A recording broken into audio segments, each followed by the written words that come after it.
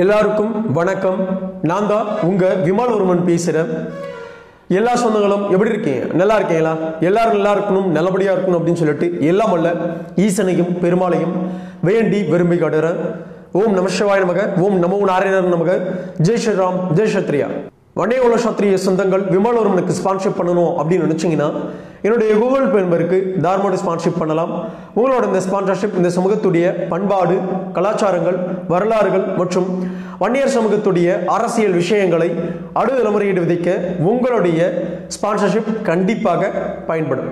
தருமபுரியில் நடந்த திமுகவுடைய பாராளுமன்ற வேட்பாளர்கள் கூட்டத்தில் கலந்துகிட்ட திமுக தலைவர் ஸ்டாலின் அவர்கள் பாமகவையும் பாமகவுடைய கூட்டணியையும் பாமகவுடைய சமூக நீதி கொள்கையையும் மருத்துவர் ஐயா அவர்களையும் இன்னும் ஒருபடி மேல போய் சொல்லணும் அப்படின்னா வன்னிய சாத்திரிய சமூகத்துடைய இடஒதுக்கீடு விஷயத்தையும் மிக கேவலமான முறையில் விமர்சனம் பண்ணி ஓட்டு கேட்டிருக்கிறாரு. இந்த விஷயத்தை பார்த்த பாட்டாளி சொந்தங்கள் சமூக வலைதளங்கள்ல மிக பெருசா பார்த்தீங்கன்னா கொதித்து போயிருக்கிறாங்க. இந்த விஷயத்தை நீங்களும் ஒரு முறை பார்த்துட்டு வந்துருங்க. சமூக நீதிக்கு எதிரான பாஜகவோட சமூக நீதி பேசக்கூடிய ஐயா ராமதாஸ் அவர்கள் எப்படி கூட்டணி அமைச்சார் என்பது ஏதோ தங்கமல ரகசியம்லாம் கிடையாது. இந்த தருமபுரி மக்களுக்கே நன்றாக தெரியும்ல. உங்களுக்கு மட்டுமல்ல, அவர் ஏன் மனசில்லாம அங்க போயிருக்காருன்னா அவங்க கட்சிக்காரர்களுக்கும் தெளிவா தெரியும். இதுக்கு மேல நான் விளக்கமா சொல்ல விரும்பல. வன்னிய சமுதாய மக்கள் 1987 மறந்திருக்க மாட்டாங்க. தனி இடஒதுக்கீடு கேட்டு கடுமையான போராட்டம் நடந்த ஆண்டு அந்த ஆண்டு. ஆனா அதிமுக ஆட்சியில தனி இடஒதுக்கீடு கொடுக்கல. தலைவர் கலைஞர் 1989 முதலமைச்சரானதும் ஆட்சிக்கு வந்த 43 நாட்களுக்குள்ளாக வன்னியர் சமூகம் உள்ளிட்ட மிகவும் பிற்படுத்தப்பட்ட சமூகங்களுக்கு 20 விழுக்காட்டு ஒதுக்கீட்டை கொடுத்தார். இந்த 30 ஆண்டு காலத்தில் மிகவும் பிற்படுத்தப்பட்ட சமுதாயங்களை சார்ந்த குடும்பங்களோட வாழ்க்கையில ஒளி ஏத்தின இடஒதுக்கீடு தான் அது. வன்னிய சங்கத்தினர் மேலே போடப்பட்டிருந்த வழக்குகளை திரும்ப பெற்றார் தலைவர் கலைஞர். 1987 போராட்டத்தில் உயிரிழந்த 21 குடும்பங்களுக்கு அந்த 21 குடும்பத்திற்கு 3 லட்சம் ரூபாய் கருணை கொடுத்தவர் தலைவர் கலைஞர். இன்னைக்கும் அந்த குடும்பங்கள் மாதம் 3000 ரூபாய் பென்ஷன் வாங்கி கொண்டிருக்கிறாங்க. சமூக நீதி தியாகிகளான அவங்களை போற்றி மணிமண்டபம் கட்டப்படும் விக்கிரவாண்டியில இடைத்தேர்தல் நடந்தப்போ நான் வாக்குறுதி கொடுத்தேன். இன்னைக்கு விழுப்புரத்தில் அந்த மணிமண்டபம் கட்டப்பட்டிருக்கு, விரைவில் திறக்கப்பட இருக்கு. ஆக சொன்னதை செஞ்ச பெருமையோடு நான் உங்கள் முன்னாடி தெம்போடு துணிவோடு இங்கே நான் கம்பீரமாக நின்று கொண்டிருக்கிறேன். வாக்கு கேட்க வந்திருக்கிறேன். இந்த நேரத்தில் சில பேர் மறந்து போன மறைக்க நினைக்கிற வரலாற்று நிகழ்ச்சிகளை நினைவுபடுத்த விரும்புகிறேன். கோனேரி குப்பத்தில் நடந்த வன்னியர் சங்க வெள்ளி விழா மாநாட்டுக்கு நம்முடைய தலைவர் கலைஞர் அழைச்சாரு. யாரு? ஐயா ராமதாஸ் அவர்கள். அன்னைக்கு மேடையில் என்ன பாராட்டி பேசினார் அவர் ஞாபகம் இருக்கா? அவர் மறந்திருக்க மாட்டார். நீங்க மறந்தாலும் வன்னிய சமுதாய மக்கள் மறந்திருக்க மாட்டாங்க. 1987 முதல் இடஒதுக்கீட்டுக்காக நாங்க போராடணும். 21 உயிர்களை பலி கொடுத்ததை தவிர ஒன்றும் நடக்கல. அன்னைக்கு இருந்த அதிமுக முதலமைச்சரை பார்க்கவே முடியல. ஆனா கலைஞர் ஆட்சிக்கு வந்தார். வந்தவுடன் என்னை அழைச்சி இடஒதுக்கீட்டு தந்த கலைஞர் அவர்களே உங்களுக்கு நன்றி. இந்த சமுதாயம் என்றென்றும் உங்களுக்கு நன்றி கடன் பட்டிருக்குன்னு தெரிவித்தார். நீங்க மட்டும் 20 விழுக்காடு இடஒதுக்கீடு தரலன்னா இங்க மத்திய அமைச்சர் சொன்னதை போல கூலி வேலை செஞ்சுக்கிட்டு ஓட்டு மட்டும் போடுகிற சமுதாயமாக இந்த ஒடுக்கப்பட்ட சமுதாயம் இருந்திருக்கும். அதை மாத்தின பெருமை நம்முடைய தலைவர் கலைஞர் அவர்களே சாரும்னு சொன்னீங்களே ஐயா, டாக்டர் அவர்களே சொன்னீங்களா இல்லையா? அத்தகைய சாதனையை செஞ்ச இயக்கம் தானே திராவிட முன்னேற்ற கழகம். கடந்த தேர்தலில் அதிமுக பாமக கூட்டணி முறிச்சதும் அதிமுகவும் பாமகவும் மாறி மாறி அவங்க ஆட்சியில் வழங்கின இடஒதுக்கீடு பத்தி குற்றம் சொல்றாங்களே, என்னவெல்லாம் பேசுறாங்கன்னு டிவியில பார்க்கிறோமே, அதையெல்லாம் இப்ப சொல்லி இந்த மேடையோட கண்ணியத்தை குறைச்சிக்க நான் விரும்பல. மரியாதைக்குரிய ராமசாமி படையாச்சார் அவர்களுக்கு சென்னையில சிலை வைக்கணும்னு திரு வாழப்பாடி ராமமூர்த்தி அவர்களும் வன்னி அடிகளார் அவர்களும் CN ராமமூர்த்தி அவர்களும் கலைஞரை சந்திச்சு கோரிக்கை வச்சாங்க. சென்னையுடைய மைய பகுதி ஆள்தா, கிண்டியில் இருக்கக்கூடிய ஆள்தா, அந்த சந்திப்புல சிலையை அமைச்சார் தலைவர் கலைஞர் அவர்கள். அந்த நிகழ்ச்சியில கலைஞர் கூட சென்னை மேயராக இருந்த இந்த அடியேனும் கலந்துகிட்டான். எந்த சமூகமாக இருந்தாலும் அந்த சமூகத்தோட மேன்மைக்காக திட்டங்களை தீட்டித்தர சமூக நீதி இயக்கம் தான் திராவிட முன்னேற்ற கழகம். ஆனா சமூக நீதி பேசுகிற மருத்துவர் ஐயா அவர்கள் சமூக நீதிக்கு எதிரான பாஜகவோட கைகோர்த்த மர்மம் என்ன? பாமக வலியுறுத்துகிற ஒரு கொள்கைக்கு கூட ஆதரவு தெரிவிக்காத, அதுக்கு முற்றிலும் நேரெதிரான கொள்கை கொண்டதுதான் பாஜக. எல்லாரும் ஸ்டாலின் அவர்கள் பேசின அந்த காணொளியை பார்த்துருப்பீங்க. ஸ்டாலின் என்ன சொல்ல வராரு அப்படின்னா, காங்கிரஸ் தான் சாதிவாரி மக்கள் தொகை கணக்கெடுப்பை நடத்துவோம் அப்படின்னு சொல்லிட்டு தங்களுடைய தேர்தல் அறிக்கையா கொடுத்திருக்காங்க. அப்படியாப்பட்ட ஒரு தேர்தல் அறிக்கையை விட்டுட்டு பாஜக சாதிவாரி மக்கள் தொகை கணக்கெடுப்பை நடத்துவதற்கான எதிராக நிற்கிற கட்சியோட பார்த்தீங்கன்னா பாமக கூட்டணி வச்சிருக்கு. இதெல்லாம் பாமக சமூக நீதியை பற்றி பேசுறதுக்கு தகுதி இருக்கா அப்படின்ற கேள்வியை பார்த்தீங்கன்னா கேட்டிருக்கிறாரு. என்னவோ சாதிவாரி மக்கள் தொகை கணக்கெடுப்பு இன்னைக்கு தான் காங்கிரஸ் நடத்தும் அப்படின்னு சொல்லுதோ, இதுக்கு முன்னெல்லாம் அவங்க பிரதமரா இருந்திருக்கிறாங்க, எத்தனையோ முறை ஆட்சி பொறுப்புல இருந்திருக்கிறாங்க. அப்பெல்லாம் சாதிவாரி மக்கள் தொகை கணக்கெடுப்பு நடத்தணும் அப்படின்ற எண்ணம் ஏன் காங்கிரஸ்க்கு வரல சொல்லுங்க? ஏன் வரல? ஏன் வரல அப்படின்னா தேர்தல் பயம் வந்துருச்சு.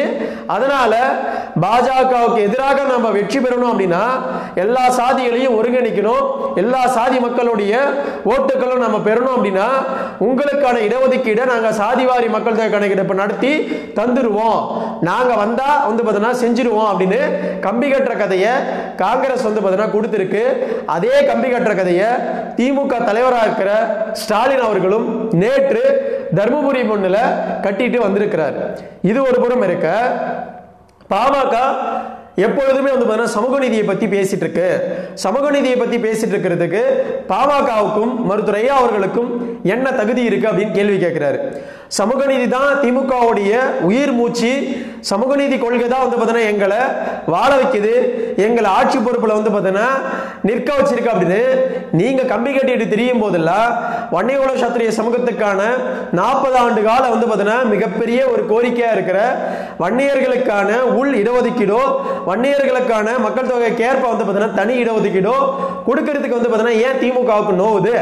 ஸ்டாலின் அவர்களே, எங்க வலிக்குது, எங்க நோவுது சொல்லுங்க. நீங்க தானே கடந்த 2.5 வருஷமா தமிழகத்துடைய முதல்வராக இருக்கிறீங்க. இருந்து வன்னியர் சமூகத்துக்கான சமூக நீதியை என்ன கிழிச்சு கொடுத்திருக்கீங்க. எதையுமே கிழிச்சு கொடுக்கல. பாமக உங்களை வந்து சந்திக்குது, மருத்துவர் ஐயா அவர்கள் சந்திக்கிறாங்க, அண்ணன் அன்புமணி ராமதாஸ் அவர்கள் வந்து பார்த்தீங்கன்னா பலமுறை வந்து சந்திக்கிறாங்க, சட்டமன்றத்தில் வந்து பார்த்தீங்கன்னா பாமக எம்எல்ஏக்கள் வந்து பார்த்தீங்கன்னா குரல் கொடுக்கிறாங்க. இப்படி எந்தெந்த ரூபத்திலேயோ எங்களுக்கான சமூக நீதியையும் எங்களுக்கான இடஒதுக்கீட்டையும் வந்து பார்த்தீங்கன்னா நாங்க மிக பெருசாக உங்ககிட்ட கேட்டும் கூட நீங்க தேர்தல் வரை வரைக்கும் வந்து பார்த்தீங்கன்னா வாயை திறக்காம இதோ பண்றோம், அதை பண்றோம், அதை பண்ணிட்டு இருக்கிறோம், நாங்க இதை வந்து பார்த்தீங்கன்னா செஞ்சுட்டு இருக்கோம் அப்படின்னு சொல்லிக்கிட்டு காலம் கடத்தி விட்டு தேர்தல் வந்தா போதிக்கும் வன்னியர் இருக்கிற பகுதிக்கு வந்து வன்னியர் மக்கள் கிட்ட வந்து பார்த்தீங்கன்னா ஏமாத்தி வந்து பார்த்தீங்கன்னா ஓட்டை வந்து பார்த்தீங்கன்னா வாங்கி அதிகாரத்துக்கு போயிட்டு இப்படி எல்லாம் வந்து பார்த்தீங்கன்னா பேசிட்டு இருக்கிறது எங்களுக்கு என்ன புதுசா? விக்கிரவாண்டி இடைத்தேர்தலில் என்ன வந்து பார்த்தீங்கன்னா சொன்னீங்க, வன்னியர்களுக்கான இடஒதுக்கீடு நாங்கள் வந்து பார்த்தீங்கன்னா உறுதி பண்ணி கொடுப்போம், நாங்க வந்து பார்த்தீங்கன்னா ஆட்சிக்கு வந்தா அப்படின்னு சொல்லிட்டு 2021க்கு பிற்பாடு நீங்க வந்த பின்னாடி வன்னியர்களுக்கான இடஒதுக்கீடு வந்து பார்த்தீங்கன்னா ரத்து பண்ணது உங்களுடைய மைத்துனர் அப்படின்றது எங்களுக்கு தெரியாதா? நீங்க உச்சநீதிமன்றம் வரைக்கும் போய் எந்த ஒரு டேட்டாவையும் அங்க கொடுக்காம வன்னியர்களுக்கான இடஒதுக்கீடை அங்க ரத்து பண்ணது எங்களுக்கு என்ன தெரியாதா? மதுரை ஹைகோர்ட்ல உங்களுடைய மைத்துனர் வந்து பார்த்தீங்கன்னா எங்களுக்கு எதிராக வந்து பார்த்தீங்கன்னா வழக்கு போட்டு வன்னியர்களுக்கான 10.5% இல்லாம போனதற்கு திமுக தான் வந்து பார்த்தீங்கன்னா முழுமுதற் காரணம் அப்படின்ற விஷயம் வன்னியர்கள் எங்களுக்கு தெரியாதா அப்படின்ற கேள்வியை வந்து பார்த்தீங்கன்னா நாங்க முன் வச்சுக்க விரும்புறோம். தர்மபுரி மண்ணில் வந்து நமக்கு எதிராக வந்து பார்த்தீங்கன்னா இப்படியாப்பட்ட கம்பி கட்டுற கதையெல்லாம் சொல்லிக்கிட்டு பாமகவையும் பாமகவுடைய தலைவராக இருக்கிற அண்ணன் அன்புமணி ராமதாஸ் அவர்களையும் பாமக நிறுவனர் வந்து பார்த்தீங்கன்னா மருத்துவர் ஐயா அவர்களையும் குறை கூறுவதற்கு திமுகவுக்கும் ஸ்டாலின் அவர்களுக்கும் வந்து பார்த்தீங்கன்னா என்ன தகுதி இருக்கு அப்படின்ற கேள்வியை நாம வந்து பார்த்தீங்கன்னா கேட்டுக்கணும். புரியுதுங்களா? வன்னியர் சமூகத்தை வந்து பார்த்தீங்கன்னா திராவிட கட்சிகள் இப்படித்தான் வந்து பார்த்தீங்கன்னா ஏமாத்தி நமக்கான வாக்கு வங்கிகளை வந்து பார்த்தீங்கன்னா அவங்க சேகரிச்சுக்கிட்டு அதிகாரத்துக்கு போயிட்டு நமக்கான எந்த ஒரு நன்மையும் வந்து பார்த்தீங்கன்னா செய்யல. இன்னொரு விஷயத்தை கேட்கிறேன் நான், எல்லா சமூகத்துக்கும் வந்து பார்த்தீங்கன்னா மணிமண்டபத்தை வந்து பார்த்தீங்கன்னா அறிவிச்சிங்க. வன்னியர் சமூகத்துக்கான 21 தியாகிகளுக்கான மணிமண்டபத்தை வந்து பார்த்தீங்கன்னா நீங்க அறிவிச்சிங்களே, செஞ்சீங்களா? ஆனா எல்லா சாதிக்கும் எல்லா சாதியோடைய தலைவர்களா இருக்கிற எல்லாருக்கும் வந்து பார்த்தீங்கன்னா ஒவ்வொரு வந்து பார்த்தீங்கன்னா ஊர்லயும் வெங்கல சிலையை வந்து அமைச்சு அது அரசாங்கமே வந்து திறந்து வச்சிருக்கு. வன்னியர் சமூகத்துக்கான வன்னிய தலைவர்களுக்கான வன்னியர் சமூகத்துடைய சுதந்திர போராட்ட தியாகிகளுடைய வெங்கல சிலையை எப்பயாவது வந்து திறந்திருக்கீங்க? சொல்லுங்க பார்க்கலாம். கடலூர்ல அஞ்சலை அம்மாளுடைய சிலையை தவிர வேற யாருக்குமே வந்து திறக்கல. படை வீட்டில் வன்னியகுல சத்திரிய சமூகத்துடைய முன்னோராக சொல்லப்படும் சம்புவராயருக்கு மணிமண்டபம் வந்து வேண்டும் பாமகவும் வன்னியர் சங்கமும் திருவண்ணாமலை மாவட்டத்துடைய வன்னியர்களும் வந்து மிக பெருசா வந்து கேட்டுக்கிட்டு இருந்தும் கூட இந்த காதலை வாங்கி இந்த காதலை விட்டுப்புட்டு இன்னைக்கு வரைக்கும் வந்து பல சமூகங்களுக்கு மணிமண்டபத்தையோ பல வெண்கல சிலைகளையும் வந்து கொடுத்துட்டு இருக்கிற உங்களுடைய வன்னியர் சமூகத்துக்கான எதிரான விஷயங்கள் எல்லாம் எங்களுக்கு என்ன தெரியாதா அப்படின்ற கேள்வியை மீண்டும் மீண்டும் வந்து நாங்க வச்சுக்க விரும்புறோம். வன்னிய மக்களே உசாரா இருந்துக்குங்க. திராவிட கட்சிகள் என்னடா அப்படின்னா ஒரு புறம் அதிமுக நாங்க தான் 10.5% கொடுத்தோம் அப்படின்னு சொல்லி வன்னியர் சமூகத்துடைய ஓட்டை வந்து வாங்கி அதிகாரத்துக்கு போறதுக்கு நம்மளை வந்து ஏமாத்திட்டு இருக்கிறாங்க. இன்னொரு புறம் திமுக நைசா பச்சை பொய்ய சொல்லிக்கிட்டு என்னென்ன வந்து சாதிவாரி மக்கள் தொகை கணக்கெடுப்பு நாங்க நடத்தல தெரியுமா? தமிழக அரசுக்கு அந்த உரிமையே கிடையாது தெரியுமா? எந்த ஒரு மாநில அரசுக்கும் உரிமை கிடையாது தெரியுமா? நாம இங்க சர்வே மட்டும் தான் எடுக்க முடியும். சர்வே மட்டும் வந்து எடுத்து வந்து நாம எப்படி வந்து இடஒதுக்கீடை அமல்படுத்த முடியும்? இது அரசியலமைப்பு சட்டத்துக்கு எதிரானது அப்படின்னு நேத்து வரைக்குமே ஸ்டாலின் அவர்கள் கம்பி கட்டுற கதையே வந்து வன்னியர் சமூகத்துக்கு எதிராக சொல்லிக்கிட்டு இருக்கிறார். அப்படின்னா இதையெல்லாம் உண்மை அப்படின்னு நினைச்சுக்கிட்டு திராவிட கட்சிகளுக்கு வந்து வாக்கு செலுத்திக்கிட்டு வன்னியர் சமூகம் இருந்துட்டே இருந்தா நம் அடுத்த தலைமுறையா இருக்கிற பிள்ளைகளுடைய நிலைமை என்ன ஆகும்? அவர்களுடைய அதிகாரம் என்னவாகும்? அவருடைய கல்வி என்ன ஆகும்? அவருடைய அரசு வேலை வாய்ப்பு என்ன ஆகும்? சொல்லுங்க பார்க்கலாம். எல்லாமே கேள்விக்குறியாதான் மாறும். சொல்லுங்க. திராவிட கட்சிகளுக்கு வந்து ஓட்டு போட்டு வன்னியர் சமூகம் வந்து இன்னைக்கு வரைக்கும் எந்த ஒரு நன்மையை அனுபவிச்சிருக்கு? வட தமிழகத்துல வன்னியர் சமூகம் மிக பெருசாக வந்து பொருளாதாரத்திலையும் மற்ற விஷயத்திலையும் வளர்ந்திருக்குமா? கிடையாது. வன்னியர் சமூகத்துடைய தலைவர்களுக்கான ஏதாவது ஒரு மணிமண்டபங்கள் வந்து கட்டப்பட்டிருக்கா? இது வரைக்குமே கிடையாது. சுதந்திர போராட்ட தியாகிகள் வரைக்கும் வந்து கட்டலையே. சுதந்திர போராட்ட தியாகி வந்து பார்த்தீங்கன்னா திருவண்ணாமலையில இறந்திருக்கிற நம்மளுடைய தாத்தா அதினாறு சிவவர்மா அவருக்கு வந்து பார்த்தீங்கன்னா ஒரு மணிமண்டபமோ ஒரு வெண்கல சிலையோ திருவண்ணாமலை மண்ணிலையோ இல்ல சேலம் மண்ணிலேயோ வந்து பார்த்தீங்கன்னா திமுக அரசு அறிவிக்குமா இல்ல வந்து பார்த்தீங்கன்னா செயல்படுத்துமா? கிடையாது. இதை பாமகவுடைய சேலம் எம்எல்ஏ இருக்கிற அண்ணன் அருள் அவர்கள் கூட வந்து பார்த்தீங்கன்னா சட்டமன்றத்தில் இதை பத்தி பேசினாரு. புரியுதுங்களா? இப்படி பேசியும் கூட இன்னைக்கு வரைக்கும் அதை பற்றி வந்து பார்த்தீங்கன்னா வாயே திறக்கல. இப்படி வன்னியர் சமூகத்துக்கான எந்த ஒரு நன்மையும் செய்யல, வன்னியர்களுக்கான 10.5% கொடுக்கல, வன்னியர்களுக்கான சாதிவாரி மக்கள் தொகை கணக்கெடுப்பை நடத்த முயற்சி எடுக்கல, எதையுமே பண்ணல. ஆனா பாமகவையும் மருத்துவர் ஐயா அவர்களையும் இவர்களுடைய தோல்வி பயத்தால நம்மளுடைய கூட்டணியும் வந்து பார்த்தீங்கன்னா விமர்சனம் பண்றாங்க. அப்படின்னா இதையெல்லாம் உண்மை நம்பிக்கிட்டு திராவிட கட்சிகளுக்கு வன்னியர்கள் வாக்கு செலுத்தினீங்க அப்படின்னா நாம மிகப்பெரிய வந்து பார்த்தீங்கன்னா ஒரு அகல பாதாளத்துக்கு வந்து பார்த்தீங்கன்னா இந்த சமூகம் போய் தீரும் அப்படின்னு என்னால உறுதியா சொல்ல முடியும். புரியுதுங்களா? வன்னியர்களே புரிந்து கொள்ளுங்கள், வன்னிய சத்திரிய மக்களே புரிந்து கொள்ளுங்கள், பாட்டாளி சொந்தங்களே புரிந்து கொள்ளுங்கள். நமக்கான அரசியல் அதிகாரத்தை நம்ம யார்கிட்ட கொடுக்கணும் அப்படின்ற எண்ணத்தை ஒவ்வொரு வன்னியர்களும் வந்து பார்த்தீங்கன்னா நீங்க யோசிச்சு கொடுக்கணும். நீங்க யோசிச்சு வந்து பார்த்தீங்கன்னா வாக்கு செலுத்தணும். தேர்தல் வந்துட்டா போதிக்கும் வன்னியர் சமூகத்துக்கான நன்மையை மட்டுமே வந்து பார்த்தீங்கன்னா பேசுற திராவிட கட்சிகள் வந்து பார்த்தீங்கன்னா அவங்க அதிகாரத்துக்கு வந்த பின்னாடி எந்த ஒரு நன்மையும் வந்து பார்த்தீங்கன்னா செய்யறது கிடையாது. இதுதான் உண்மை.